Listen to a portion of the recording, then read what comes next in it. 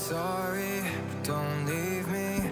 I want you here with me. I know that your love is gone. I can't breathe, I'm so weak. I know this isn't easy. Don't tell me that your love is gone. That your love is gone.